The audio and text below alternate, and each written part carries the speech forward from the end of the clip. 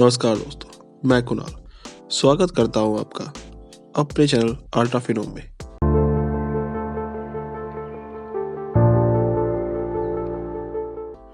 आज हम इस वीडियो में बात करेंगे एआई यानी आर्टिफिशियल इंटेलिजेंस के बारे में और जानेंगे कि विकासशील भारत में इसका क्या रोल होने वाला है।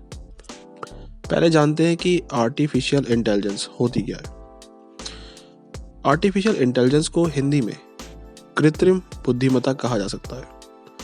आमतौर पर आप देखते हैं कि इंसान या बाकी स्पीशीज अपनी इंटेलिजेंस का प्रयोग करती हैं अपने काम को करने के लिए, और ये संभव हो पाया है कई हजार सालों के एक्सपीरियंस और इवोल्यूशन के कारण। और वहीं आप दूसरी ओर देखते हैं कि ये सारे सेम टास्क जो आप उम्मीद करेंगे किसी ह्यूमन से, वही टास्क परफॉर्म किए जा रहे हैं एक डिजिटल कंप्यूटर से या कंप्यूटर कंट्रोल रोबोट से। इसे ही सरल भाषा में हम आर्टिफिशियल इंटेलिजेंस कहते हैं। और आर्टिफिशियल इंटेलिजेंस भारत के लिए कितना आवश्यक है, इसका अंदाज़ा आप इस बात से लगा सकते हैं कि 2018 में इंडिया की थिंक टैंक एजेंसी यानी नीति आयोग द्वारा एक डिस्कशन पेपर जारी किया गया था जिसमें एआई के पोटेंशियल के बारे में चर्चा की गई थी। इस पेपर में बताया गया था कि भारत अगर सही तरीके से कृत्रिम बुद्धिमत्ता का प्रयोग करे तो लगभग $1 ट्रिलियन अपनी जीडीपी में ऐड कर सकता है। जानकारी के लिए आपको बता दूं कि 2019 में भारत की जीडीपी करीब $2.59 ट्रिलियन थी। तो आप समझ सकते हैं कि $1 ट्रिलियन हमारे देश के लिए कितना साइजेबल अमाउंट है। भारत में एआई को लोकप्रिय बनाने में पेंडेमिक का मैं कहूँगा सबसे बड़ा हाथ है। पेंडेमिक के कारण ही कई कंपनीज, यहाँ तक कि कई छोटे बड़े देश भी एआई जैसी टेक्नोलॉजीज पर फोकस कर रहे हैं। एआई में कंपनीज जितना ज़्यादा रुचि लेंगी उतना ही उस पर शोध बढ़ेगा, उतना ही समय के साथ हम देखेंगे कि एआई की कैपेबिलिटीज़ में इजाफा होगा और कॉस्ट कटिंग भी देखने को मिल सकती है।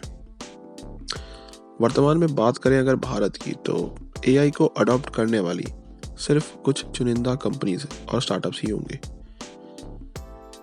पर इसका इस्तेमाल कई सेक्टर्स में किया जा सकता है और मैं कहूँगा हो भी रहा है। मिसाल के तौर पर बैंकिंग और फाइनेंशियल सर्विस इंडस्ट्री। आजकल आप देखेंगे कि अगर हम नेट बैंकिंग का प्रयोग करते हैं तो हमें बैंक की तरफ से एक चैटबॉट दिया जाता है पर्सनल असिस्टेंट के तौर पर, जहां पर आप अपनी बैंकिंग से जुड़ी समस्याएं बता सकते हैं। इसके अलावा बैंकिंग इंडस्ट्रीज एआई का उपयोग फ्रॉड डिटेक्शन और कस्टमर एक्सपीरियंस को और बेहतर बनाने के लिए भी कर रही है। दूसरी इंडस्ट्री जहां बीते कुछ वर्षों से इसके उपयोग में और वृद्धि आई है वो है फार्मा और हेल्थ केयर इंडस्ट्री।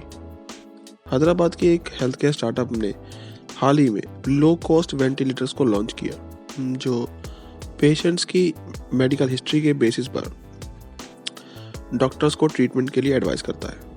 ये पूरी तरह से आर्टिफिशियल इंटेलिजेंस पर ही आधारित है। इसके अलावा एआई कैंसर ट्रीटमेंट में भी कारगर साबित हो सकता है, ये कहना है खुद नीति आयोग का। इसके सिवा बड़े हॉस्पिटल्स एआई का उपयोग पेशेंट्स की मेडिकल हिस्ट्री स्टोर करने और डॉक्यूमेंटेशन मेंटेन करने के लिए भी कर रहे हैं। अगर बात करें तीसरे सेक्टर की, तो वो है retail and e commerce industry. अक्सर आप जब कुछ परचेज करते हैं ऑनलाइन, तो वो वेबसाइट आपसे उस प्रोडक्ट का रिव्यू या फीडबैक मांगती है, जिसके आधार पर वो प्रोडक्ट आपकी प्रोफाइल से मैच होते हुए बाकी कस्टमर्स की स्क्रीन पर भी शो करता है। ये पूरा एल्गोरिथम आर्टिफिशियल इंटेलिजेंस ही कंट्रोल करती है। और सिर्फ यही नहीं, बाकी सेक्टर्स जैसे एजुकेशन, डिफेंस और मार्केटिंग के क्षेत्र में भी एआई का उपयोग काफ़ी मददगार साबित हुआ है। पर अभी भी मैं कहूँगा कि एआई पर और रिसर्च करने की आवश्यकता है। सरकार की ओर से एआई को अपने सिस्टम में इंटीग्रेट करने की पहल होनी चाहिए, ताकि एरर्स के साथ साथ करप्शन को भी कम किया जा सके। तो मैं वीडियो को इसी नोट पे एंड करता हूँ। आशा करता हूँ आपको वीडियो पसंद आई होगी। फिर मिलेंगे नेक्स्ट वीडियो के साथ।